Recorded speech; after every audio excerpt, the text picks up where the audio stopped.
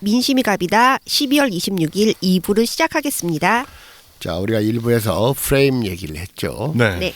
다시 말해서 그 김혜경 씨가 그 08 개정주라는 식의 공격에는 일일이 대꾸할 필요가 없어요. 그래서 그걸 김혜경 씨가 08 개정주, 즉 해경공 김 씨가 아니라는 몇 가지 이유 이런 식으로 계속 대응해봐야 그런 프레임에 따라다니면서 계속 고전만 하게 되는 겁니다. 네네.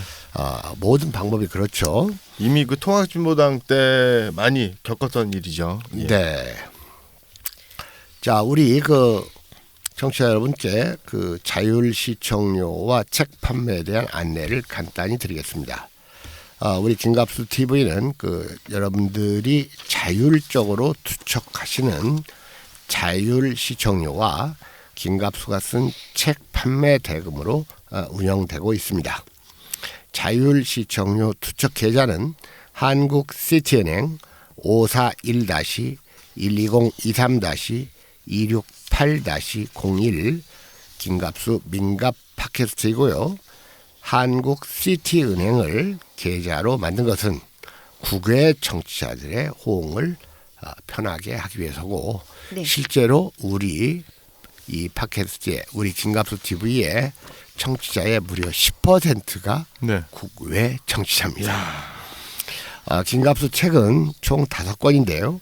비공개 출판으로 나온 100권대학 1004페이지짜리 책입니다. 이 책은 동서양의 2000년대 이후에 발간된 양서 100권의 핵심 내용을 소개 비평하는 책이고요. 그다음에 한국전쟁 역사 픽션 전쟁과 사랑 1910년대 1900년대와 1910년대에 우리의 독립투쟁사를 그린 무엇보다 또 올해가 내년이 임시정부 100년이라고 하는데 임시정부를 만들어가는 창업 네. 과정 이런 것들을 소개한 역사 픽션 압록강을 넘어서 그 다음에 진보 정치 평론집 역사여 다카키 마사오요. 특히 이 책은 유시민의 실체를 정확하게 알게 해주는데 많은 정보가 담겨 있는 책이기도 하죠. 그리고 마지막으로 근현대 역사 평론집 그리고 이 책에는 중국과 베트남의 혁명 담이 담겨져 있습니다. 그래서 총 이 5권의 책이 정가가 합해서 19만 원인데 우리가 김갑수 TV를 창업하고 갑자기 많은 지출 이거에 감당하기 위해서 19만 원을 10만 원으로 대폭 할인해서 판매합니다. 문자번호 010-5264-2300에다가 4가지를 넣어주시면 됩니다. 책을 받으시는 수취인 이름, 수취인의 주소, 우편번호, 전화번호 그러니까 번호가 2개가 들어갑니다. 이 4가지를 방금 말씀드린 010-5264-2300에 입력해 주시고 아까 불러드렸던 한국시티은행 계좌 541-12023-268-01에 책값 10만 원을 투척해 주시면 자율 정치료 삼아서 투척해 주시면 2-3일 내로 우체국 택배를 통해서 책을 받으실 수가 있습니다. 자, 우리 2부에는 크게 모아서 3가지가 준비됐는데요. 조미관계와 그 다음에 김부선, 김용환, 이정열, 공지영의 관계. 그 다음에 기타 엽기시사. 네. 이렇게 3가지 정도로 준비가 됐다고 볼 수 있어요. 예. 먼저 조미관계를 잠깐 짚고 그 다음으로 넘어가도록 하죠. 예. 조미 2차 회담, 1차 회담이 이제 싱가포르에서 열렸고 2차 회담이 언제 열릴까 좀 답보 상태였었는데 네. 트럼프 대통령이 지난 1일 날 기자회견에서 제2차 조미 정상회담이 1월이나 2월에 열릴 것이다라고 얘기했고요. 그다음에 네. 장소도 3군데를 네. 검토 중이다라고 얘기했고 또 폼페이오 장관도 그것을 좀 뒷받침하는 발언을 했죠. 1월 1일 이후 얼마 안 돼 열릴 것이다. 곧 할 것이다. 라고 했는데 볼턴이 중요한 발언을 했습니다. 예. 사실 이 남북 정상회담이나 이 조미 정상회담은 중차대한 그 시사가 아닐 수가 없는데 우리가 요즘 이것을 약간 그 소홀히 다루는 이유는 많이 다루고 싶지만 이 두 안건에 대해서 말 그대로 그 안개 속의 그 상황이 최근 한 달 가까이 지속되고 있기 때문에 그래요. 그래서 이 중구난방식 예측만 있고 자기가 원하는 쪽으로 진단만 하고 있거든요. 네네. 그래서 우리까지 여기에 끼어들어서 혼란을 주고 싶지 않다는 생각 때문에 발언을 좀 자제하는 것뿐입니다. 최근에도 그 무슨 그 정세현 전 통일부 장관이 김정은 위원장의 방남이 18일에서 20일 정도에 이루어질 것이다. 그러면서 뭐 17일이 김정일 전 국방위원장의 생기일이기 때문이다. 뭐 그럴듯해 보이기는 하지만 오늘이 지금 며칠입니까? 6일 아닙니까? 국가 간의 그 정상 방문이 18일, 20일. 저는 이런 것들이 자꾸 혼란만 준다고 봐요. 다만 한 가지 분명한 것은 남북 관계건 조미 관계건 판이 깨졌거나 심각하게 상처를 받은 건 아니고 다만 지체되고 있을 뿐이다. 이런 생각을 합니다. 네. 그리고 모든 일은 지체되는 게 정상이죠. 이런 일들이 당겨서 이루어지는 경우는 거의 없지 않습니까? 예. 그래서 예정보다 시간이 한 2개월 정도 지연되고 있을 뿐이지 그 싱가포르 정상회담이나 그 4.27 판문점 회담의 기조는 내년도 2월 정도부터 나타나기 시작해가지고 또 뭐가 이루어지면 또 조금 늦어지고 그러면서 이 한반도의 그 평화 그리고 조미 관계의 정상화 그리고 이제 비핵화 이런 국면으로 나아가리라는 청신호는 여전히 반짝거리고 있다.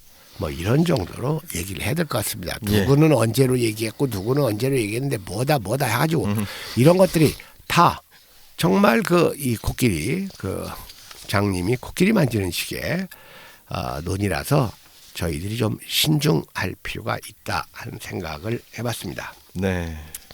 이런 가운데 실제적인 일로서 그 앤드류 킴 CIA 센터장이 판문점에서 북측과 접촉을 한 것은 틀림없는 사실 같아 보여요. 네. 이런 접촉은 분명히 그 이제 고위급 회담, 그 고위급 회담을 위한 접촉이었다고 봐야 될 것 같습니다. 네. 그러나 이것도 다 확실한 어떠한 그 발표는 아니죠. 다만 노규덕 외교부 대변인이 4일 정례 브리핑에서 질문을 받고 그냥 우리 정부로서는 북미 간 후속 협상이 조속히 이루어지기를 기대한다. 그 다음에 청와대 대변인도 앤드류 킴 건에 대해서 잘 모르고 안다 안들 지금 구체적인 언급은 적절치 않다. 뭐 이런 정도만 얘기를 했거든요. 예. 근데 다만 이 접촉을 한 것은 틀림없는 일 같아 보입니다. 근데 이제 언론에서는 뭐 김영철 네. 를 만나기로 했는데 김영철이 판문점에서 안 나왔다. 그래서 앤드류 킴 불러놓고 안 나타난 김영철.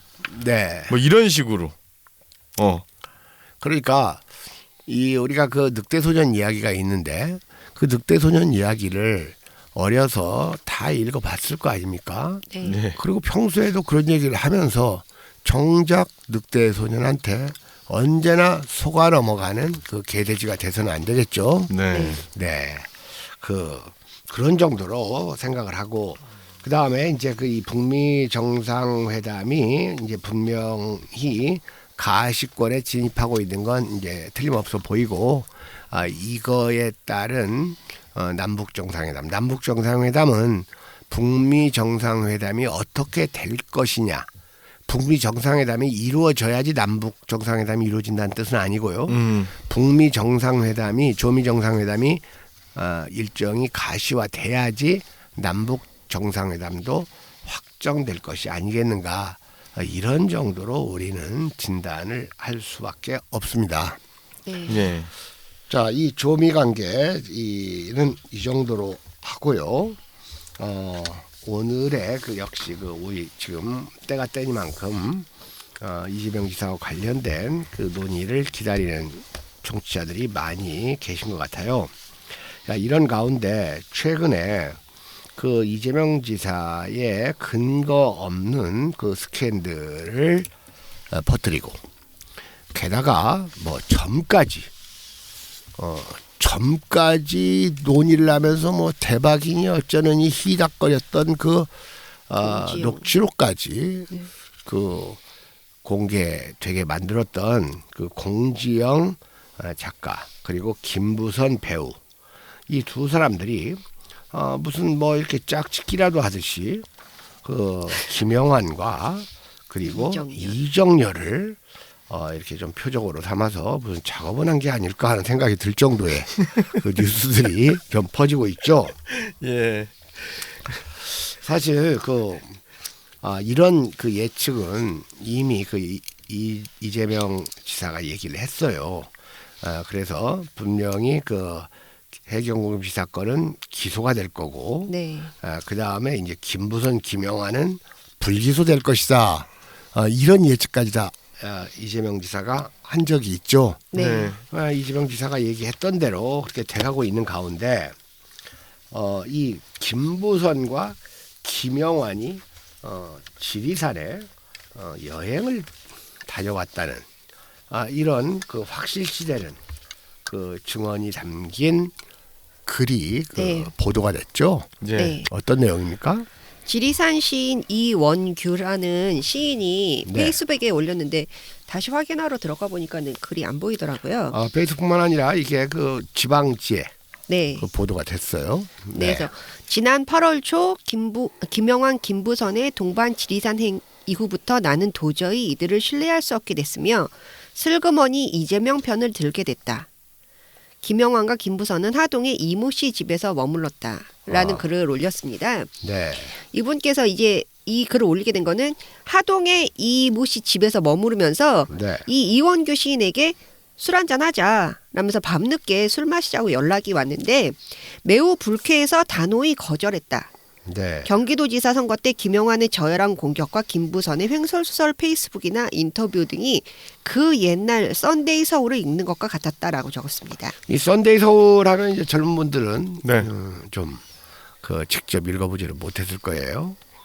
제가 중학교 다닐 때 애독하던 그 주간지였었는데, 저도 많이 봤습니다. 네. 저는 한 그러니까 번도 못 모든 그 이렇게 어떤 지정 이런 것과 관련된 그 황색 기레기의 대명사가 썬데이 서울이었죠. 네. 자, 그런데 이런 가운데 또 공지영 작가는 옛날부터 틈만 나면 그 이정열에 대한 네. 좀 흠모이정 비슷한 이런 글들을 올려요. 네. 최근에 어떤 글을 올렸습니까? 이정열에게 이 공지영 작가가 보내는 이 글들은 거의 연서 수준이에요. 제가 볼 때. 예. 맞습니다. 네, 혹시 가지고 있습니까? 예. 네. 소개해 주시죠. 예. 공지영의 이제 12월 2일 글입니다. 자.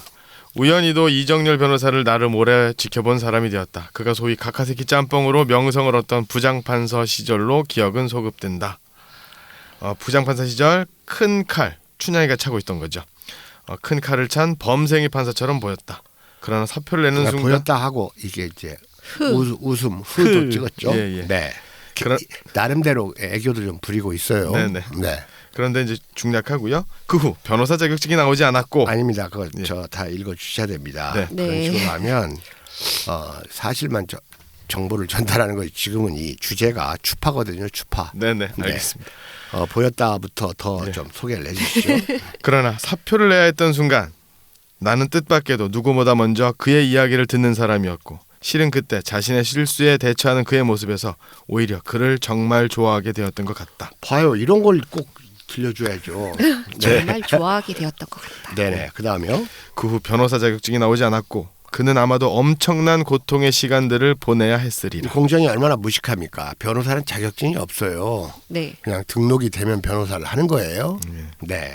그리고 겨우 법무법인 동안의 사무장 시절 그는 나의 변호사 사무장이었고 가끔 만나는 술자리 친구였다.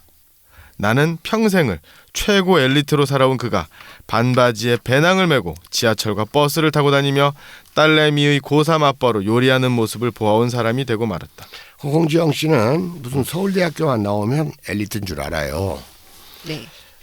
자, 내가 주진우의 이재명 불륜 은폐를 폭로하던 그 여름에는 촛불 이후로 그와 꽤 뜸하던 시간이었다. 그러니까 이 뜸하던 시간이었다라는 것은 촛불 이후로 그 전에는 또 이렇게 밀착된 시간이 있었다는 것을 좀 전제로 해요. 네, 그죠? 네.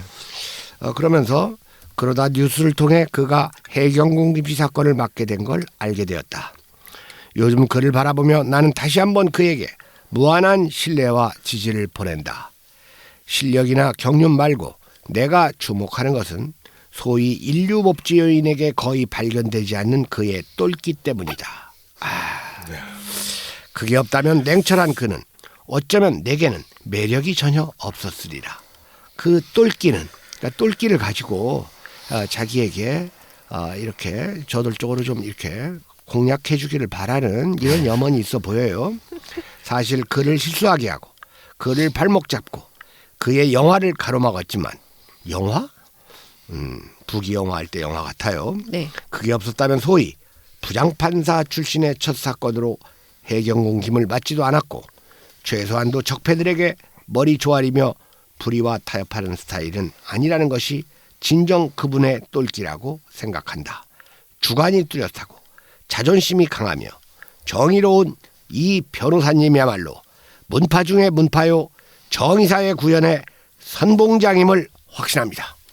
소감이 어떻습니까? 감동적입니다. 제 소감은 간단하게 그냥 두 자로 줄여서 님이 이 정도가 어떨까 싶습니다.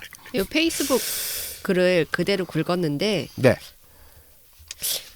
아무리 그냥 이런 SNS라고 해도 맞춤법도 틀리고 띄어쓰기도 틀리고 좀 성의가 없어 보이기도 하고 작가가 맞나라는 의심이 들기도 하고 그러네요. 그렇습니까? 그러면 이것도 또 해킹당한 건가요? 페이스북도 해킹이 있습니까? 사실 이미 이러한 추파는 그 6.13 지방선거 직전에도 있었어요. 6월 11일자로 그 공지영 씨가 그 해경공 김씨 트위터 계정주가 이 후보의 부인 김혜경 씨라고 주장하면서 경찰에 고발장을 제출한 이정열 변호사를 응원하는 네.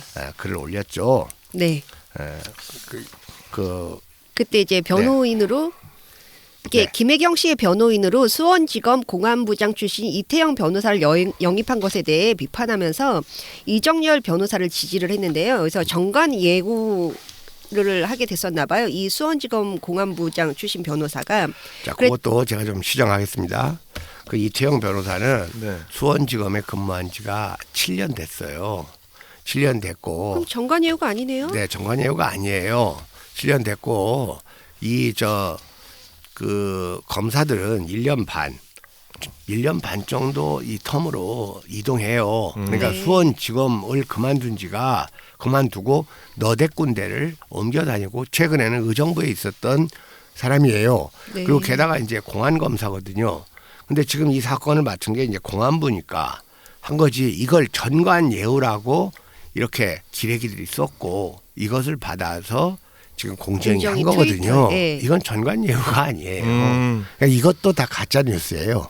네. 그래서 여기 정관 예우는 망국병이지만 만일 그런 게 있다면 이정열 변호사가 1순위다. 부장판사 출신은 특 A급이라고 들었다. 그런 것보다도 이제 추파에 좀 네, 집중을 이 모든 해서. 적폐 행위를 온몸으로 깨부수고 첫 변호를 3,245명의 시민과 함께하는 이정열 변호사를 존경한다. 거기다가 이정열 변호사가 해경공 김씨를 이재명 부인 김혜경으로 고발했다 하면서 이제 수사가 불가피하다고 설명하고 그 다음이에요. 이정열 변호사 멋지다 해놓고 이정열 변호사 해놓고 야구방망이 5개 느낌표. 그렇게까지 네. 했을까? 멋지다 하고 야구방망이 5개 이런 글을 올린 거예요. 왜 느낌이 어떻습니까? 나도 해드릴까요? 저는 그 공지영 같은 여자한테 이런 글을 받으면 네.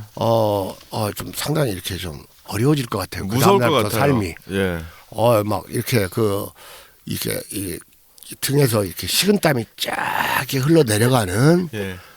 그런 느낌을 제가 젊어서 한번 받은 적도 있거든요. 꼭 공자 같은 여자가 제 젊었을 때 선생님하고 산에 가서 고기 구워 먹으면서 얘기 좀 하고 싶어요 이러는데 갑자기 막 그냥 등에서 이렇게 식은땀이 참 이정 말 그대로 정말 유유상종이라는 말이 너무나 적당한 것 같아 보입니다. 네. 자, 이런 가운데 지금 그러니까 지금 이 김부선과 김용환 예. 이들이야말로 증거까지 남기는 스캔들의 주인공이 됐잖아요. 네. 그리고 공지영이야말로 지금 이정열에게 말 그대로 공개적으로. 말 그대로 지금 이게 뭐 꼬리를 친다고 할 수는 없고 꼬리가 없으니까 그냥 추파 좀 점잖은 말로 추파를 던지고 있는 건 아닌가 하는 생각이 들고 아니 이미 던졌는지도 모르죠. 그러니까 이미 저 두 사람 사이가 어떻게 됐는지도 이건 몰라요. 그걸 어떻게 합니까? 우리처럼 이렇게 모른다고 해야지 알지도 못하면서 점 있네 하면 안 되죠. 네.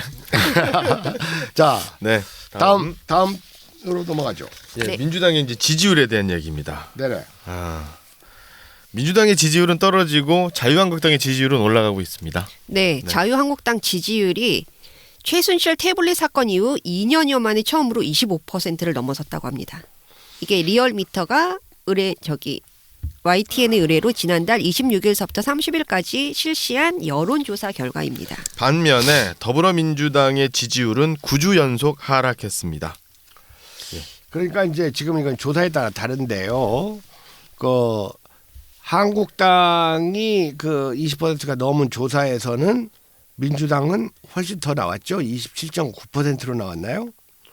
이렇게 좀 더 나왔고 27.9%로 나온 것은 이건 아주 낮은 건데 이 조사에서 한국당은 11.2%.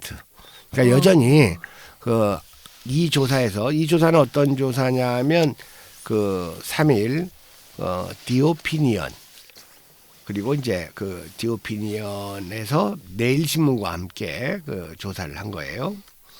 그러나 긍정평가 문 대통령에 대한 긍정평가가 10%나 감소하고 부정평가가 14.1%나 늘어났는데요. 이런 가운데 또 한국당 지지율이 멈추고 있다가 이렇게 올라가고 있는 대단히 우려스러운 현상이 나타나고 있는데 저는 이런 게 문재인 정부의 경제 실정 탓으로 뉴스 회사들은 분석하는데 경제 실정이란 것은 사실 문제가 된 지는 오래됐어요. 그리고 실정이라고 할 수가 없어요. 경제라는 게 이렇게 1년 반 만에 이렇게 효과가 나타나는 게 아니거든요. 예. 사실 아주 실정이 아닌지는 저는 최소 앞으로 1년 정도는 더 있어야 한다고 봐요. 예. 네. 그래 저는 팔이 안으로 굽는지는 몰라도 오늘의 여당 분열, 이재명 사태 이런 것들이 적지 않은 불신감을 이야기하지 않았는가. 예전에 박근혜하고 유승민이 싸울 때 이걸 지켜봤던 국민들이 이건 뭐 민주당 새끼들도 똑같네 하는 생각을 충분히 하게 만드는 사건 아닙니까? 예. 그렇지 않아도 이해찬 민주당 대표는 이제 지지율 하락세에 대해서 그동안 여론조사가 너무 고공이었다 이렇게 말을 했고요. 이재명 경기지사 논란에 대해서도 그것도 당 지지율 하락에 영향을 끼쳤다고 생각한다 이렇게 말을 했습니다. 정확한 분석이고요.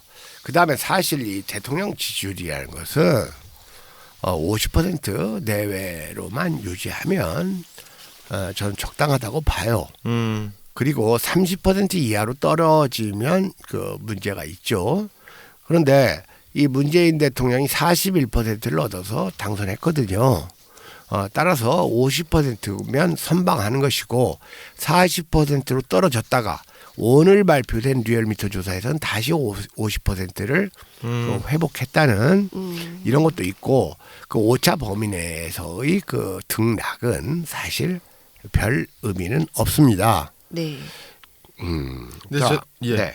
저는 사실 조금 이제 안타까운 게 그 이재명 지사를 공격할 시간에 차라리 자유한국당, 그러니까 지금 뭐냐면 자유한국당 지지율이 어부지리를 얻고 있다라는 생각이 막 들거든요. 네. 적폐 세력이고 청산해야 되고 아예 밟아버려야 되는데 그러지 못하는 거죠.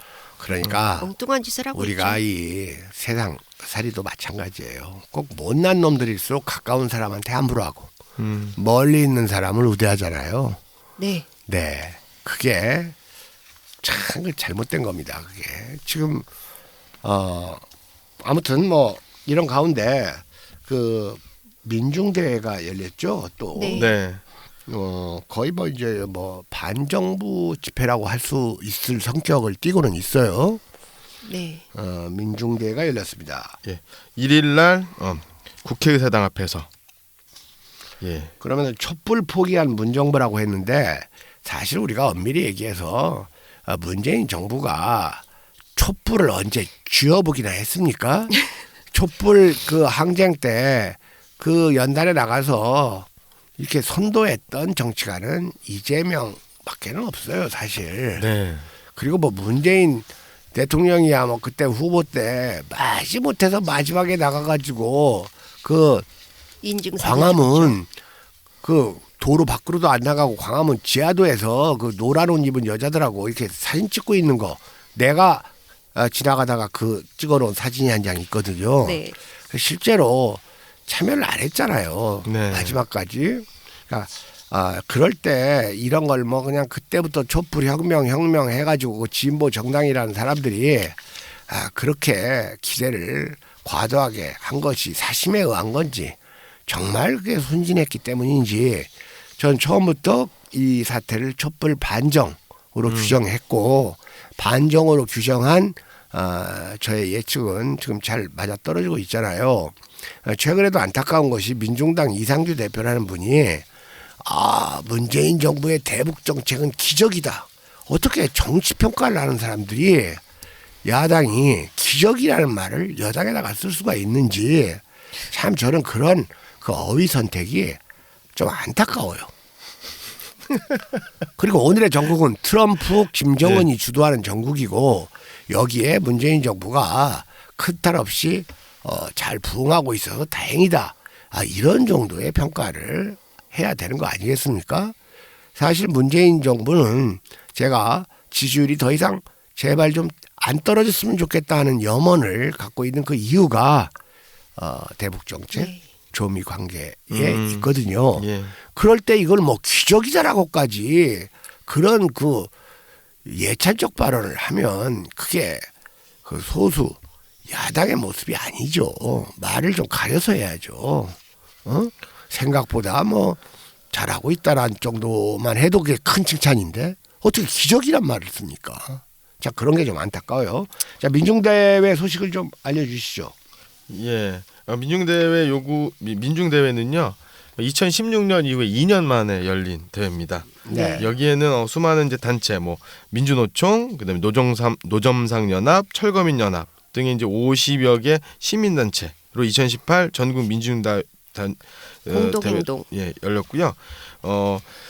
민중대회의 10대 요구안이라는 게 있습니다. 자, 여기 참가자가 몇 명으로 돼 있습니까? 15,000여 명입니다. 15,000명이죠. 여기에 모인 그 단체들이나 단체 개수는 청취자들이 별로 궁금해하지 않아요. 제일 궁금해한 것은 모인 숫자거든요. 예. 네. 네.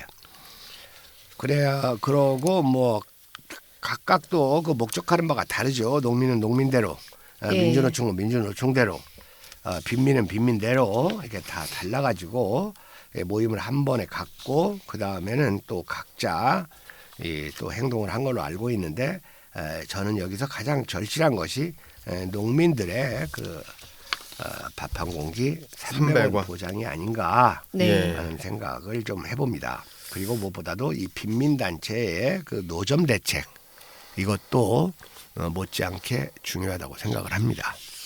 네. 예. 자, 그 다음으로 오세훈이가 자유한국당에 복귀했죠. 네. 복당이라고 할 수가 있겠는데, 그러니까 이 오세훈이 이렇게 복당을 하면서 좀 말 그대로 좀 주목을 받는 것 같으니까 김진태가 좀 속이 뒤틀렸나 봐요. 네. 뭐라고 했습니까, 김진태가? 오세훈에게 아주 노골적인 반감을 표시를 했어요. 네. 문정권의 경제 실험도 고통스러운데 탈당했다 복당했던 분들의 정치 실험 대상까지 될 수 없다. 당원들의 이중으로 고통받고 있다면서요.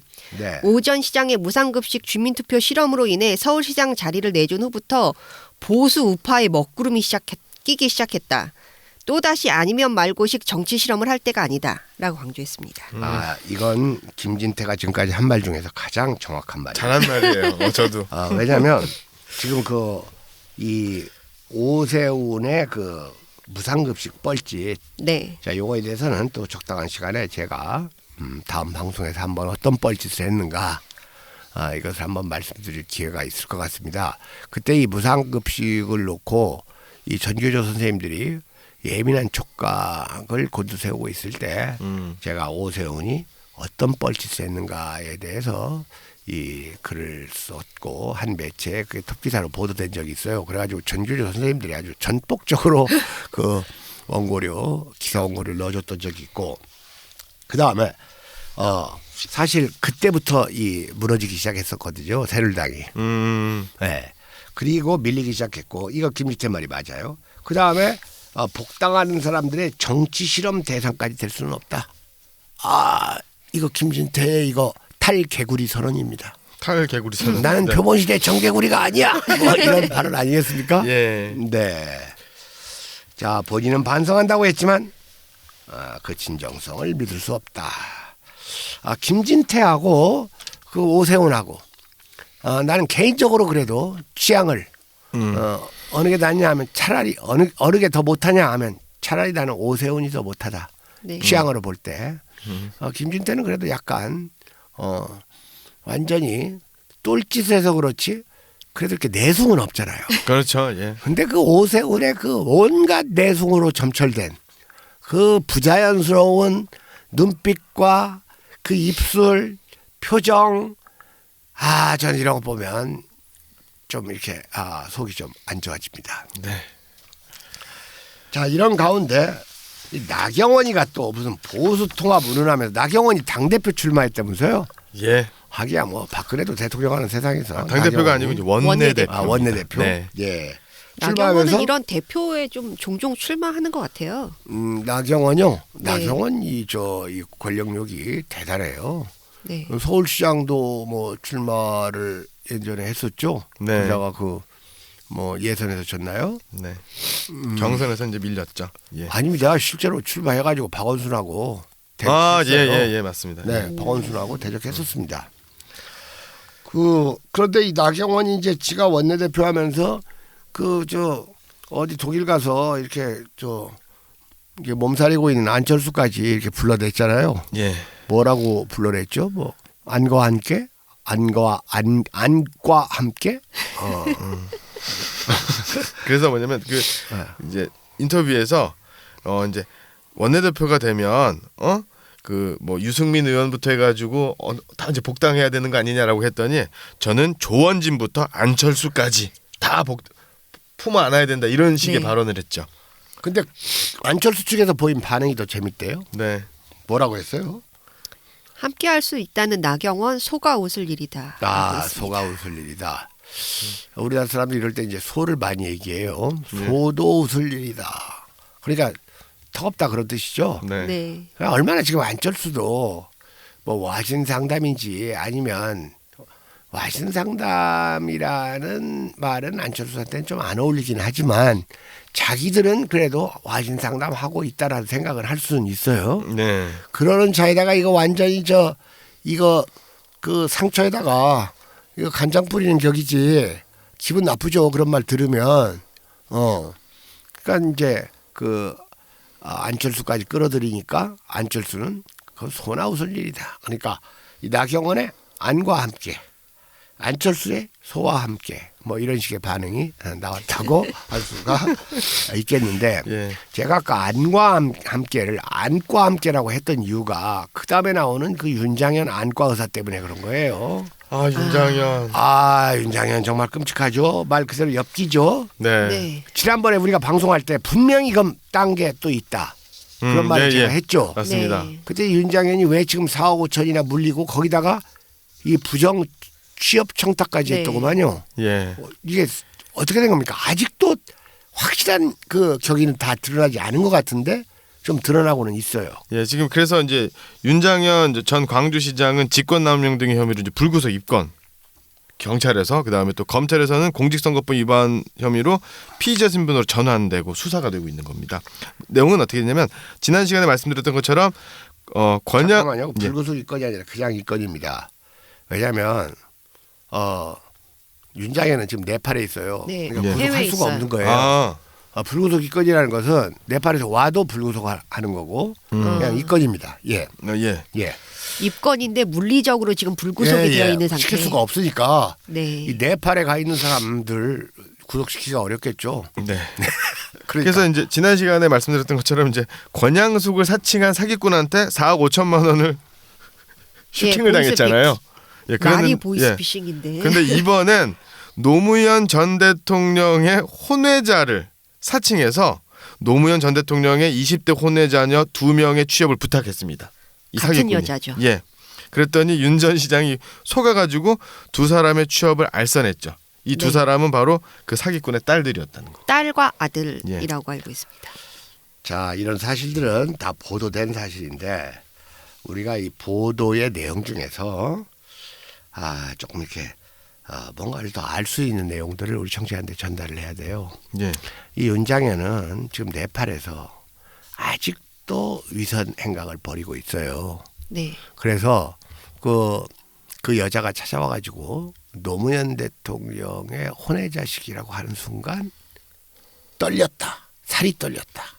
이런 말을 하면서 어떻게든지 노무현 대통령을 보호해주고 싶었다. 이런 말이 중요한 겁니다.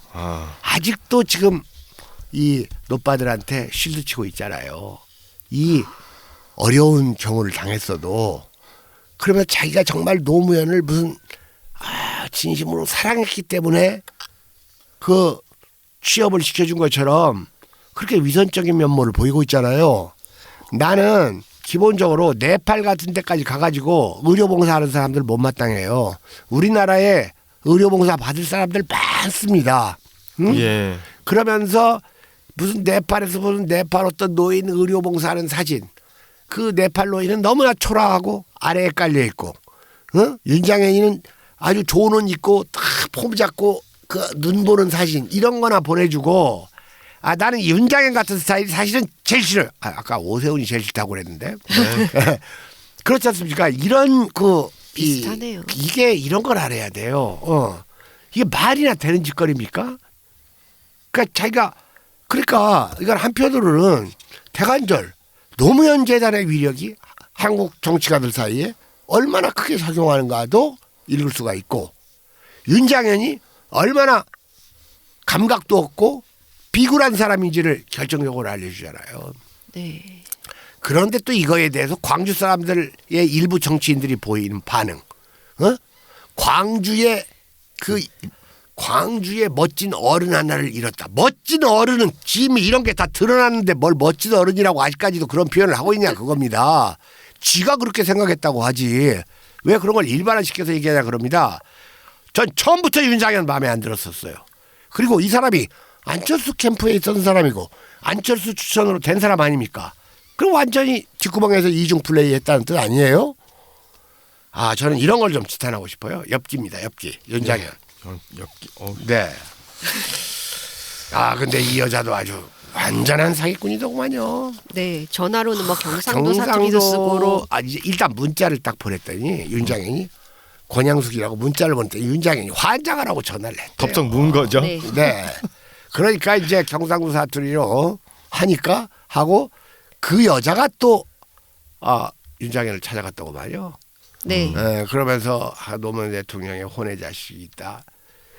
도대체 저는 이것도 난 사실이 아닌 것 같아 보여요. 뭔가 흑막이 지금 더 있어 보입니다. 그러나 아직은 모르니까 이 선에서 그냥 끝내야 될 것 같아요. 네. 네. 자, 마지막으로 이 엽기 대법관들이 요즘 계속 타고 있는데 지난번에 그 임종원인가가 구속됐고 네. 그 다음에 대법관 전직 대법관 2명 누구죠? 박병대하고 고영한. 고영한의 구속영장이 청구됐죠. 청구됐죠. 예, 네.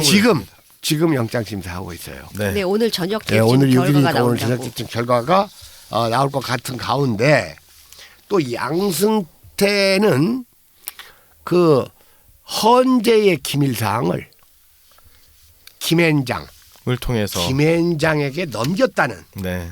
이 엽기적인 소식도 또 이 보도가 됐습니다. 대한민국 이 법관들의 이 엽기 행각은 어느 선까지인지 참 기가 막힐 정도입니다. 이 구속이 어떻게든지 돼야 될 텐데. 근데 사실 그 법관에 대한 이제 구속영장이 계속 기각되고 그러지 않았습니까? 네. 그래서 이 사람들이 이제 박병대랑 고영한이 이제 대법관 출신이란 말이에요. 네네. 네. 법원에서 과연 구속영장을 받아들일 거냐 이게 참 지금 이 혐의가 20개에서 30개에 달한다고 합니다. 이 두 대법관에 대한 혐의가. 그 혐의가 이렇게 많은데 뭐 한두 개 갖고 있는 것도 이재명 구속한다고 그러는데 20개, 30개 하는 사람을 구속을 이 기각이 된다고 하는 거는 좀 형평성에 무지하게 어긋나는 것 같습니다. 그럼요. 그런 가운데 또 법관 출신 여상규가 지금은 국회 뭐 상임위원장 하는 모양인데 국회에서 아주 그냥 완전히 쟤도 태극기 수준이 돼요. 그리고 툭하면 버럭버럭 소리를 지르고. 네. 그러니까 박지원 의원이 당신이라고 하니까 당신이라니. 그러니까 이제 박지원이 그럼 형님이야 그랬는데 보니까 박지원 의원이 나이가 7, 8살이나 많아요. 여상규보다. 그래요? 여상규도. 자, 그래서 오늘 이 민심이 갑니다. 2부를 끝내면서 자크 바전의 서양 문화사 새벽에서 황혼까지에 나오는 구절을 읽고 마치겠습니다. 법률가는 더 이상 훌륭한 법률가와 비열한 법률가로 양분되지 않았다.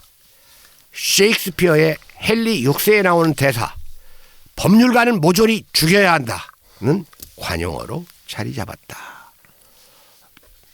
법률가는 모두 구속되어야 한다. 예. 상당히 순화시켜 주래요. 죽여야 한다를. 자, 민심합니다. 여기서 마치겠습니다. 다음 주에 수고하셨습니다. 뵙겠습니다. 찬란한 승리의 그날이 오기. 구속이 될까요?